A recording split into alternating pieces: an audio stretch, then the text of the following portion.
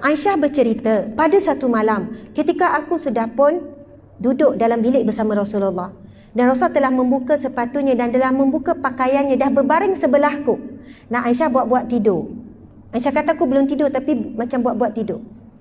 Lalu tiba-tiba Rasulullah memakai pakaiannya senyap-senyap. Maksudnya perlahan-lahan, tak nak supaya Aisyah ni sedar. Pada Aisyah tak tidur lagi ni. Hadis yang sahih ni, Aisyah cerita ni, riwayat Bukhari ataupun riwayat Muslim. Lalu Rasul bangun senyap-senyap, Aisyah cerita. Rasul pakai balik senyap-senyap, dan Rasul pakai kasut senyap-senyap, dan Rasul keluar senyap-senyap. Timbul syak wasangka tak? Bahawasanya mungkin Rasul nak pergi rumah isteri lain ke, Rasul ada apa-apa ke, tengah malam dah ni. Lalu aku mengekori Rasulullah senyap-senyap.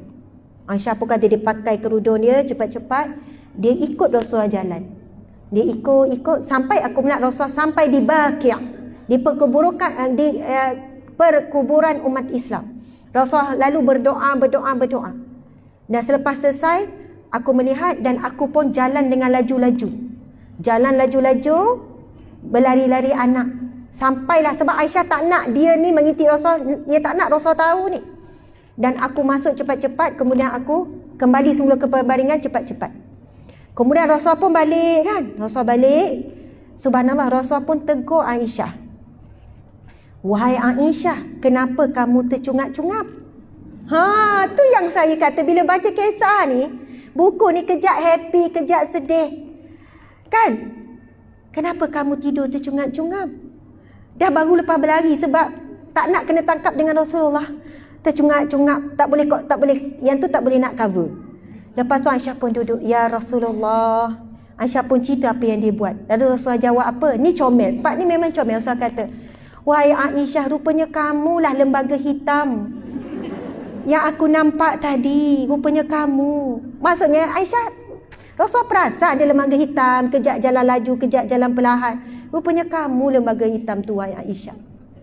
Dan Rasulullah tidak marah Aisyah. Rasulullah tak kata berdosa intip suami, berdosa kamu ni. Tak. Rasulullah meraihkan fitrah wanita.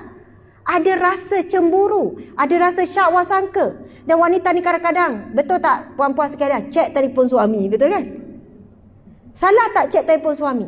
Dan saya suka baca kupasan daripada ulama, daripada cerita ini. Tak salah pasangan intip pasangan. Tak salah. Walaupun ada orang kata, ada penceramah sebut, ada ni sebut, so isteri tak boleh intip telefon suami, itu hak suami apa ni. Bagi saya dalam zaman sekarang, memang kena ada pengawasan seperti itu. Supaya apa? Kalau ada perkara yang tak elok, kita boleh tegur suami. Bang, saya nampak awak macam mesra sikit je mesej dengan tu. Alah, awak ni staff saya kot, tapi awak bagi emoji love. Tak, itu maksud saya suka sangat dengan hasil kerja dia. Tapi perlukah awak buat emoji love? Seorang suami yang baik, baiklah saya takkan buat emoji tu. Dah berlaku salah faham. Mungkin awak okey, tapi mungkin dia rasa tak okey. Maksudnya kalau seorang suami yang baik ni, dia boleh terima teguran. Dan Rasulullah sebut apa? Wahai Aisyah, adakah kamu menyangka aku dan Tuhan ni akan curang kepadamu? Maksudnya Rasulullah hanya menguruskan emosi isteri itu. Jadi sebab itu tuan-puan sekalian, kita tengok ni, Nabi kejutkan anak menantu solat malam. Aisyah buat perangai gitu, isteri Nabi bantah Rasulullah memang banyak, sampai Rasulullah ada ceraikan isteri Nabi. Sampai Rasulullah ada pulaukan isteri Nabi sampai 40 hari 40 malam. Kalau sampai pulau ni, maksudnya ringan ke berat? Masalah yang dibawa oleh isteri, berat. Sebab kita tahu Rasulullah adalah yang paling sabar, yang paling lembut. Tapi sampai peringkat Rasulullah memulaukan isteri, maksudnya isteri ada melakukan kesilapan yang sangat besar. Sampai Rasul ada menceraikan isteri, maksudnya ada kesilapan besar. Tapi Nabi rujuk balik Hafsah setelah diceraikan, setelah diminta oleh malaikat Jibril sendiri. Subhanallah. Dan Rasul kata, aku menceraikan Hafsah. Hafsah ni anak Sayyidina Umar. Bukan kerana agamanya, dia wanita yang salihah.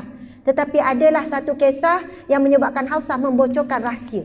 Rasul nak bagi tahu betapa besarnya, beratnya pegang amanah. Kalau kamu tak pegang amanah, lagi amanah berkaitan dengan Rasulullah sallallahu alaihi wasallam. Allahu akbar, subhanallah.